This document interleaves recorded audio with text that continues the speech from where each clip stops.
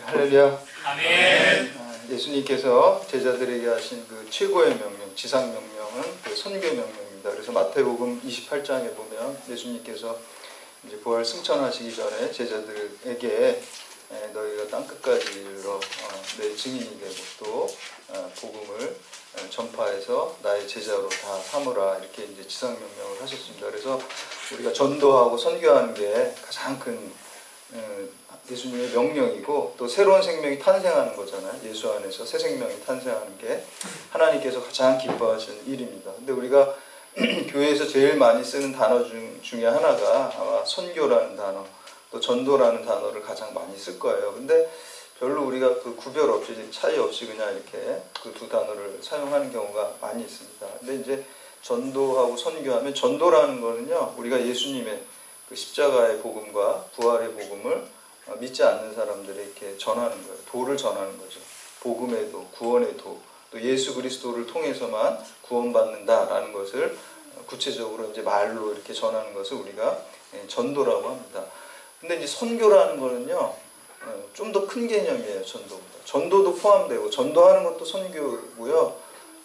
그래서 쉽게 말하면은 전도는 선교의 부분집합이다, 이렇게 이제 표현할 수가 있어요. 그래서 말로 전해서 전도하는 것도 선교고요. 또 전도를 하기 위한 모든 과정들이 다 선교예요. 여러분 직장 안에서 다른 믿지 않는 사람들과 좋은 관계를 형성하는 것도 전도하기 위한 하나의, 어떻게 보면은 사전 작업들이 되는 거죠. 그것도 다 전도, 선교하는 거예요. 그리고 우리가 이제 특히 이제 뭐 의료 선교, 예를 들면 그런 말 많이 쓰죠. 그래서 의사들이나 뭐 간호사들이나 이런 분들, 아니면은 의사 간호사는 아니더라도 이렇게 또 의료 선교를 가면은 도와줄 일들이 많이 있잖아요. 그래서 이제 교회에서 이제 어디 해외 같은데 의료 선교 가면 의료 행위를 하죠. 또 그런 의료 혜택을 못 받는 사람들에게, 그들에게 하는 게 이게 또 선교예요. 왜냐하면 그들에게 이제 기독교에 대해서 또 예수님의 사랑에 대해서 그 사람들이 모르는데, 의료 활동을 통해서 그들의 마음문을 열어주는 그 사전 작업을 하는 거죠. 그래서 이제 뭐 십자가 부활의 도를 전하는 전도 행위도 있겠지만, 그 사전의 모든 작업들이 다 선교적인 행위입니다. 그래서 여러분에게 주신 달란트가 있잖아요. 또 위치가 있고 신분이 있죠. 그것을 가지고 좀 그 믿지 않는 사람들에게 기독교에 대해서 또 예수님의 사랑에 대해서 뭔가 이렇게 보여주는 것을, 그게 다 선교적인 행위입니다. 그래서 여러분 달란트를 가지고 다 해요. 경찰대학 교회도 여기서 선교하는 거예요. 경찰 선교하는 거고요. 학원 선교하는 거고요. 직장 선교하는 거예요. 그래서 경찰대학에서 전도할 수 있는 방법은요, 그렇게 많지 않아요. 주로 이제 대표적인 이제 전도하고 선교하는 방법 중에 하나가 노방 전도죠. 노방에서 막 그 예수 믿으라고 외치는 게 있고요. 또 이제 축호 전도라고 해서 이제 집집마다 방문해가지고, 우리는 따지면 뭐 사무실마다 방문해서 예수 믿으라고 전할. 그리고 또 이제 관계 전도가 있어요.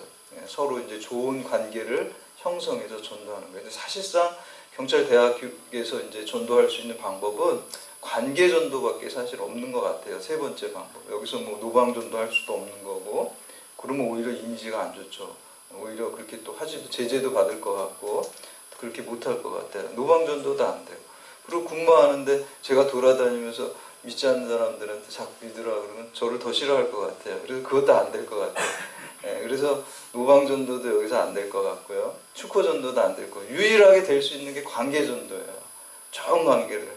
그래서 이제 만나면 저도 이제 우리 택배하는 아저씨고 누구도 오면은 별건 아니지만 이렇게 간식이라도 뭐 에이스라도 하나 주고 이렇게 다, 그게 또 선교적인, 그것도 다 작업하는 거예요. 사실은 좋은 관계, 좋은 이미지, 목사에 대한 좋은 이미지, 교회에 대한 좋은 이미지를 갖게 하는 것. 여러분도 마찬가지입니다. 여러분 그리스도인으로서 모범적으로 근무하셔야 돼요.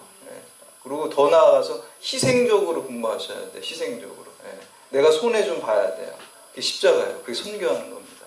예전에 오늘 선교회장님이 일 있으셔서 못 오신다고 연락을 받았는데, 전에 이제 백차영 교수님이 한 6, 7년 오랫동안 선교회장님 하셨어요. 가실 때까지. 근데 그 교수님이 이제 이렇게 이메일 같은 거 이렇게 주고 그럴 때 그 밑에 보면 뭐가 써 있냐면은, 기도자 이렇게 순서 이렇게 나눠가지고 나눠준 밑에 예배 참석이 선교입니다. 저는 그 말이 너무 좋았어요. 예배 참석이 선교예요. 그래서 여러분들 열심히 예배 참석해서 하나님의 말씀이 풍요로워지고 또 여러분 이렇게 성경 공부 또 신학 공부하는데 자꾸 모이시는 것, 또 여러분 각자의 위치에서 좀 교회로 이렇게 인도할 수 있는 방법들을 기도하면서 생각하면서 계속적으로 이렇게 교회로 인도하는 그런 모든 활동이 다 선교하는 거예요. 그리고 예전에 어떤 목사님들 제가 어렸을 때 보니까 저희 교회 목사님이 부흥사 목사님인데 막 반말하잖아요. 부흥사 목사님들은. 그러면서 전도 못하면 애라도 많이 나! 막 이렇게 얘기하시더라고요. 옛날 목사님도 그러셨어요. 전도 못하면 애라도 많이 나. 그것도 이제 선교하는 거고 또 이제 전도하라는 거죠. 그래서 요번에 우리 박서진 성도님 그리고 또 이지영 성도님 가정에 하나님이 귀한 따님을 허락하셨는데 선교한 겁니다. 그것도 전도한 거예요. 그래서 새 생명이 탄생했습니다. 그래서 너무 축하하고 감사드리고, 그래서 선교와 전도는 이렇게 좀 구별해서 우리가 생각할 수 있어요. 더 큰 선교라는 것이 큰 개념이라는 것이죠. 안디옥 교회는 선교하는 교회였어요. 가까운 곳에서 이렇게 전도도 했고요. 또 바울과 바나바를 멀리 보냈어요. 그래서 이제 선교와 전도를 구분할 때 또 이제 이렇게 구분하기도 해요. 그냥 옆에 지역에 이제 우리가 교회가 이제 로컬 처치잖아요. 지역 교회잖아요. 옆에 있는 사람을 예수 십자가 복음과 부활 복음을 전하는 것을 전도라고 그러고, 또 이제 해외 멀리 가는 것을 또 선교다 이렇게 또 이제 구분하기도 합니다. 그래서 그렇게 하고요. 또 제가 예전에 이제 뭐 학교 다닐 때 그 종교사회학 가르치는 교수님이 있었어요. 근데 그 교수님이 어떤 비유를 하셨냐면 그 씨 뿌리는 비유 있잖아요. 예수님이. 그래서 뭐 길가에 떨어지고 씨는 복음이다. 그리고 그 밭은 예수님 뭐라 그러세요? 밭은 마음이라 그랬는데 그 교수님은 사회학자라서 사회다 이렇게 얘기를 하는 거예요. 밭은 사회다. 근데 이제 뭐 이렇게 돌짝밭 같은 사회도 있고 좀 옥토 같은 사회도 있고 그래서 좀 현명한 농부였다 그러면 막 아무데나 씨를 뿌리지 않고 밭을 좀 돌도 치우고 가시덤불도 치우고 밭을 잘 읽고 사회를 잘 읽어가지고 거기다가 복음을 뿌렸으면 더 열매가 많았을 텐데 그렇지 않나 이렇게 이제 얘기하는 것을 들은 적이 있어요. 그래서 여러분들이 직장 안에서 학교 안에서 좋은 관계를 형성하는 거 있잖아요. 그게 바로 그 마음을 잘 그 복음을 받아들일 수 있게 밭을 가는 작업이에요. 이게 선교하는 행위예요. 그러니까 여러분 행동 하나 말 한마디가요 다 선교하는 거예요. 좋은 이미지 좋은 관계를 무조건 형성해야 돼요. 하나님께서는 그 관계를 통해서 복음이 나아가고 복음이 뻗어나가는 고속도로로 사용하신다는 것입니다. 그러니까 여러분들 그러기 위해서 여러분 생활이 철저해야 돼요. 순수해야 되고 깨끗해야 되고 좀 헌신적이어야 되고 모범적이어야 되고 희생적으로 해야지 사람들이 좋아하지, 이기적으로 자기만 손해 안 보고 이러면은 좋은 관계가 형성될 수가 없어요. 그래서 늘 성령의 9가지를 겸손하고 감사하고 또 긍정적이고 이렇게 좋은 관계를 형성하는 것 자체가 이미 선교하는 겁니다. 그리스도인들. 그래서 많이 전도하시기 바랍니다. 그래서 이 안디옥 교회가 이제 그렇게 해서 전도도 하고 또 바울과 바나바를 통해서 선교도 했어요. 선교사를 파송한 거죠. 선교사를 파송했는데 1차 선교여행을 다 마치고 이제 돌아와서 안디옥 교회에서 선교 보고를 한 거예요. 근데 선교 보고를 아멘하고 이렇게 받아들이는 사람도 있었는데 또 교회에는 항상 또 반대하는 사람, 어디 가나 교회뿐만 아니라 사람의 속성이 반대하는 사람들이 그냥 이방인들이 그 복음을 받아들였다는 걸 부정적으로 생각하면서 그래가지고는 구원 못 받는다. 할례를 받아야지, 그래야지 구원 받을 수 있다. 또 이런 사람들이 생겨난 거예요. 그게 이제 교회 안에서 그 싸움이 해결이 안 된 거예요. 그래서 바울과 바나바는 육체적인 할례를 안 해도 마음의 할례만으로도 이방인들도 구원 받는 걸 우리가 목격했다. 이거를 증언한 거고요. 그리고 이제 안디옥 교회는 아주 좀 골수 뭐 히브리인들이 있었던 것 같아요. 그래서 아니다. 예수 믿어도 할례 받아야 된다. 그래야 구원받는다. 이게 이제 두 의견이 탁 부딪힌 거예요. 그래서 해결이 안 되고 그 분쟁이 일어나서 어떻게 했냐면 예루살렘 교회에 가서 모교회잖아요. 거기에 이제 사도들도 있으니까 그쪽에 가서 이 문제를 안건을 가지고 가서 좀 해결을 해달라고 우리가 보내자. 그래서 이제 바울과 바나바 그리고 그 반대편에 있는 사람들이 다 안디옥 교회로 간 거예요. 그래서 이제 그 문제가 마치 이제 판결을 받듯이 재판이 벌어지듯이 이렇게 거기서 회의를 하고 기도를 하고 이렇게 논의를 했겠죠. 그 가운데 베드로가 바울 쪽을 변호를 한 거예요. 육체적 할례 안 받아도 그 복음과 율법의 문제잖아요. 율법이 아니라 복음으로, 믿음으로 구원받는다는 것을 변호를 하게 됩니다. 왜 베드로가 변호를 했을까요? 자기도 그거를 체험했잖아요.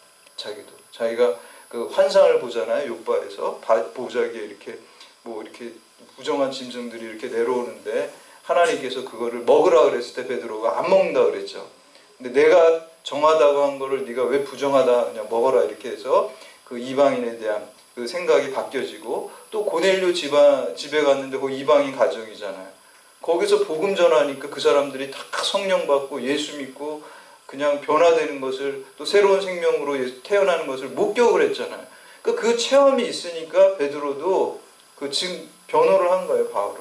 하나님께서 우리가 율법적 행위 할례 아니더라도 이방인들도 구원시켰다라고 이렇게 하고, 판결을 마지막에 누가 할까요?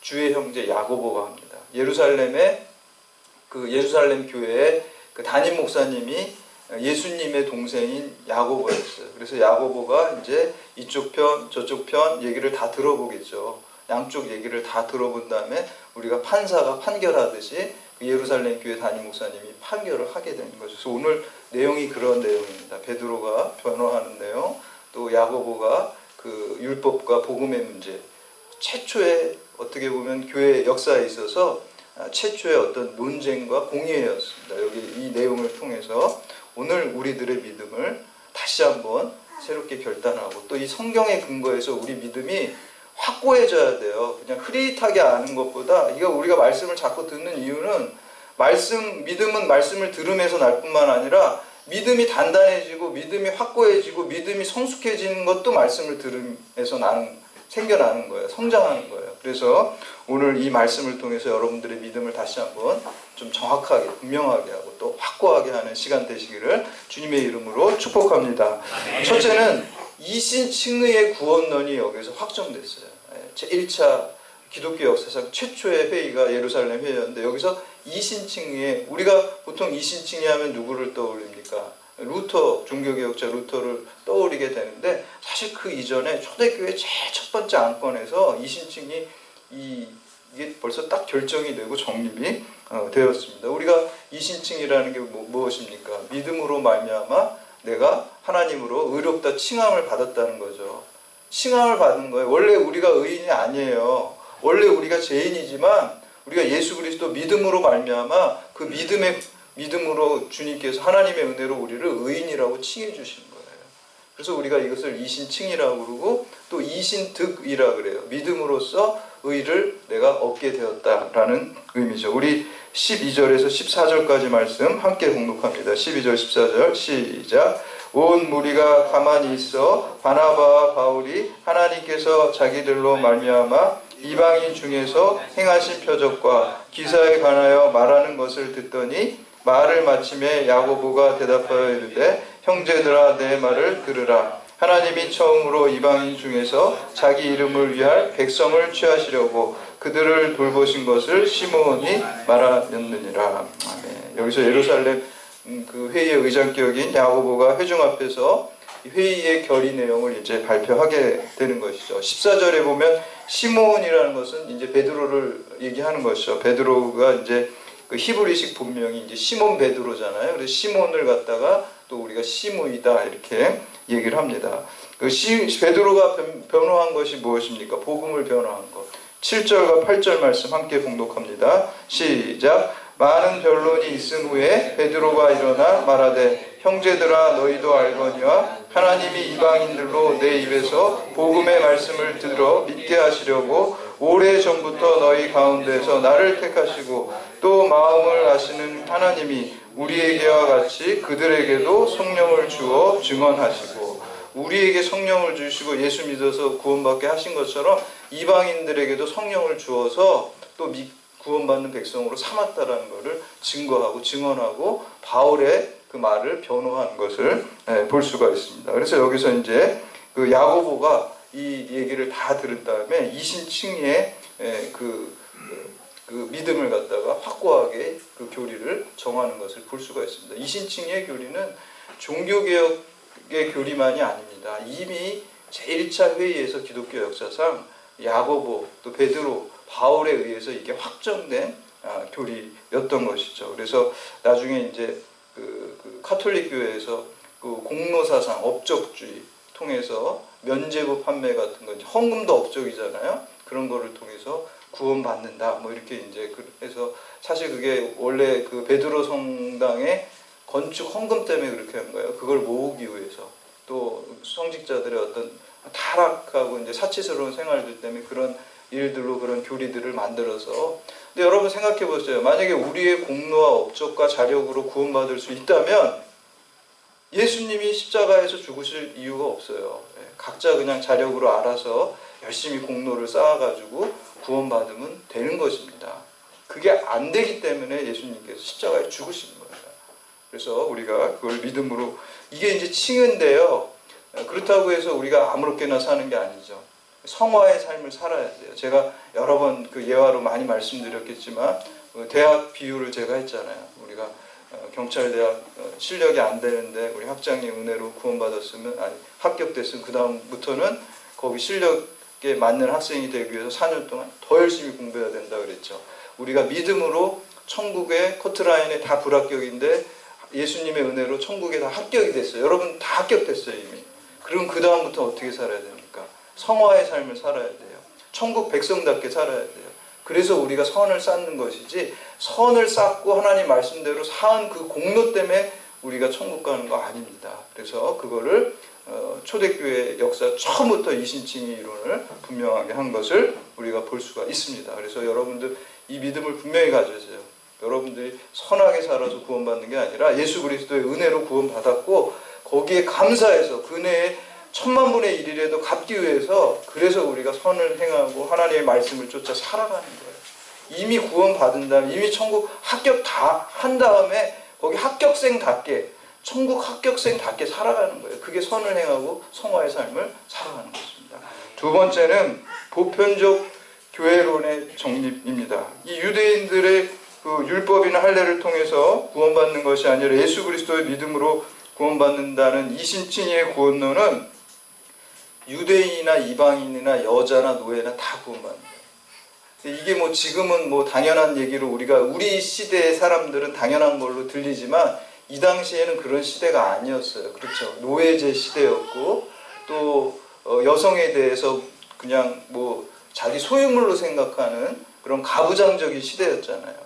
근데 이런 시대, 이런 복음의 이 진리를 말하는 거는 도저히 이 사람들로서는 받아들일 수 없는 획기적인 혁명적인 말이었어요.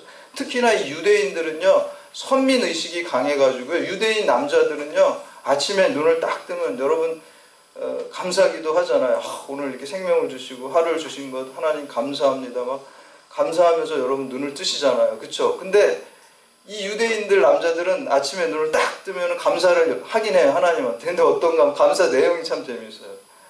첫 번째는 내가 노예로 태어나지 않은 걸 감사합니다. 두 번째는 내가 여자로 태어나지 않은 걸 감사합니다. 그리고 세 번째는 내가 이방인으로 태어나지 않은 거에 감사합니다. 이렇게 기도를 했다는 거예요. 그렇게 근데 이방인을 갖다가 그렇게 사람으로 생각을 안 했던 것이죠, 당시에 유대인들은. 그래서 이제 어떤 그 학생이 그 유대인 랍비한테 이렇게 물어봤대요. 그런데 선생님 왜 이렇게 그 이방인들을 많이 하나님이 만드셨어요? 그러니까 이방인들을 많이 만드는 이유는 나중에 저 지옥에 땔감이 부족해서 이방인들을 땔감으로 쓰려고 이방인들을 많이 만든 거야, 이렇게 얘기했대요. 실제로 뭐 그런 그 얘기들이 있습니다. 그만큼 이방인에 대해서 아주 적대적인 것입니다. 그런데 오늘 그 이 예루살렘 회의에서 결정된 것은 이방인이나 또 누구든지 다 예수 그리스도의 복음을 아멘으로 받아들일 때 다 구원받는다는 이 보편적인 교회론을 선포하는 것을 볼 수가 있습니다. 여러분, 우리 성경 전체 요약이라고 할 수 있는 요한복음 3장 16절에 하나님이 세상을 이처럼 사랑하사 독생자를 주셨으니 누구든지가 중요합니다. 누구든지, 남자건 여자건 부자건 가난한 사람이건 흑인이건 백인이건 황인종이건 장애인이건 누구든지 예수 그리스도의 이름을 붙들고 예수 그리스도를 구주로 고백하면 다 구원받고 영원한 생명을 얻는다고 주님께서 말씀하셨습니다. 이게 보편적 구별은. 그런데 이 문제가 이렇게 여기서 이렇게 결정했음에도 불구하고 교회 역사가 지나가면서 계속해서 이제 이런 논쟁거리들이 있었어요. 그래서 이제 니케아라는, 지금의 이제 터키 지역인데요. 니케아라는 곳에서 종교회의가 열리고, 또 콘스탄티노플도 이제 요즘에는 거기가 터키의 이스탄불이라고 하죠. 이름이 바뀐 거죠. 이스탄불. 이제 거기가 이제 옛날에는 거기가 우리가 지금의 로마도 로마지만 거기가 이제 서로마 제국, 동로마 제국이라고 그랬거든요. 그쪽에 이제 이스탄불이 로마 같은 역할을, 수도적인 역할을 했었어요. 그래서 이제 동방교회라 그래서 그 이스탄불이 이제 옛날에 콘스탄티노플이라고 이렇게 얘기를 했는데, 여기서 이제 콘스탄티노플에서 회의를 또 열어서 니케아 콘스탄티노플 신조에서 뭐를 정하게 됐냐면요, 참된 교회의 지표 4가지를 정하고 있습니다. 첫 번째는 이 교회는 예수 그리스도를 머리로 하나가 되는 교회가 참된 교회라는 것. 그래서 여러분 교회 가운데 어떤 문제로 분쟁이 있고 싸우고 나눠져 있으면 그거는 참된 교회가 아닌 거예요. 이 기준에 의하면 하나가 돼야 돼요. 성령은 하나 되게 하는 영이고요, 악령은 나누는 영입니다. 그래서 우리 안에는 항상 하나 된 교회가 돼야지 이게 참된 그리스도의 교회입니다. 두 번째 또 기준은 뭐냐면 거룩한 교회, 홀리한 교회가 돼요. 거룩하다는 건 구별된 거야. 속된 것과 구별되는 거예요. 세속적인 가치관을 따라가는 사람들과 구별된 삶을, 하나님의 말씀의 가치를 따라가는 그 교회, 성도가, 그게 참된 성도고 참된 교회예요. 그 다음에 또 하나가 보편적인 교회예요. 유니버셜 처치라는, 유니버셜. 보편적인 거는 남녀 누구나 빈부 계층이나 인종을 다 초월해서 누구든지 교회 안으로 들어올 수 있고, 누구든지 예수 믿으면 다 하나님의 백성이 될 수 있다는 게 그게 참된 교회라는. 근데 만약에 교회에서 인종을 차별하고 지위를 차별하고 그런다 그러면 그건 참된 교회도 아니고요, 또 참된 성도도 아니에요. 여러분 가운데도 만약에 세상적인 지위나 신분을 가지고 마음속에 그 사람을 무시한다거나, 또 어떤 사람은 또 더 높게 생각한다거나, 이런 차별적인 마음을 갖게 되면은 그거는 복음적인 마음이 아니에요. 참된 교회가 아니에요. 그래서 사실 교회 안에 들어오면 다 주 안에서 형제 자매인데 세상의 지위가 똑같이 들어오는 것을 우리가 볼 수가 있어요. 참된 교회가 아니라는 거예요. 그 다음에 마지막으로 사도적 교회라는 거예요. 사도적 교회는 하나님 말씀에, 사도가 무엇을 가르칩니까? 주님의 말씀을 가르치죠. 그러니까 주님의 말씀에 근거한 교회가 참된 교회라고 하고 있습니다. 그래서 우리가 오늘 여기서 확정한 것 중에 보편적 교회, 유니버셜 처치, 우리가 모든 사람들이 주 안에서 형제 자매 된다는 것이 참된 믿음의 지표입니다. 마지막으로 세 번째, 말씀과 체험의 일치 신앙을 정립했습니다. 여러분 조금 그래도 성숙한 사람은요, 어떤 일을 계획하고 그 일을 실천합니다. 그리고 어떤 약속을 주면 그 약속을 반드시 지키죠. 성숙한 사람은요. 근데 하물며 하나님께서 일하시는데 아무 계획이 없이 일하신다든지, 또 말씀하신 거를 또 나중에 그냥 그 약속을 지키지 않으신다든지, 그거는 우리가 상상할 수 없는 거예요.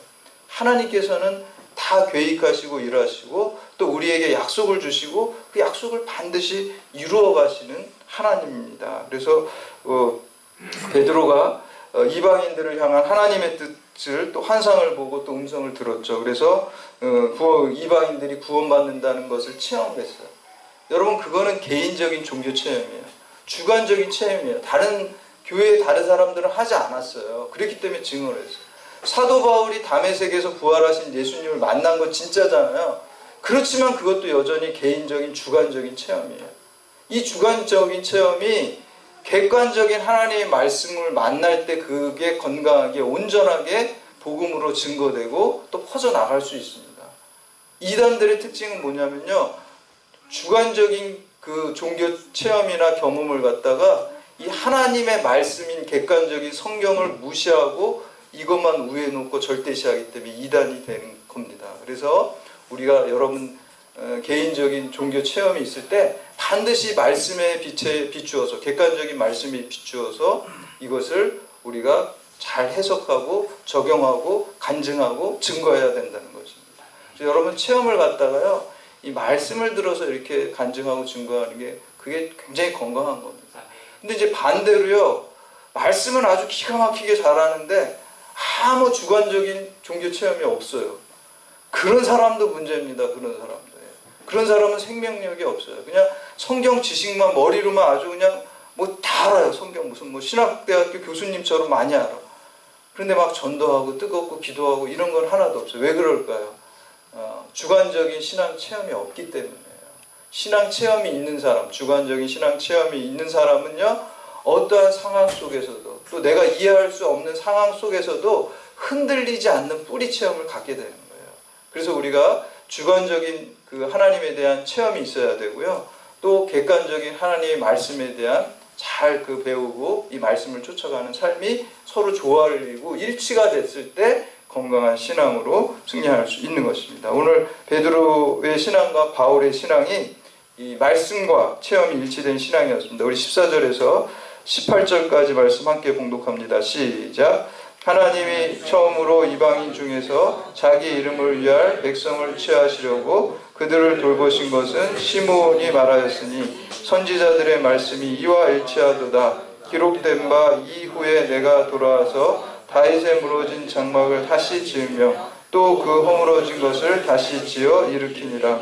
이는 그 남은 사람들과 내 이름을 일컬음을 받은 모든 이방인들로 주를 찾게 하려 함이라 하셨으니 즉 예로부터 이것을 알게 하시는 주의 말씀이라 함과 같으니라. 아멘. 사실 이 말씀은 아모스 9장 11절 12절의 말씀입니다. 그래서 하나님의 말씀이 현실에서 실제가 되어서 체험된 것입니다. 그리고 말씀이 성육신된 것입니다. 그래서 이 하나님의 말씀이 우리의 삶 가운데 객관적인 하나님의 말씀이 우리의 주관적인 삶 속에서 체험으로 될 때 건강한 신앙, 또 복음의 생명력 있는 복음의 확장으로 나아갈 수 있는 것입니다. 그래서 우리가 이신칭의의 구원론, 그리고 보편적 교회론, 말씀과 체험의 일치신앙의 이 사도행전적인 믿음을 여러분들이 잘 계승해서 오늘날 여러분들이 이곳에서, 여러분들이 학교에서, 가정에서, 사회에서 이 복음을 널리 증거하고 전파하는 그러한 그 하나님의 자녀들이 다 되시기를 주님의 이름으로 축원합니다.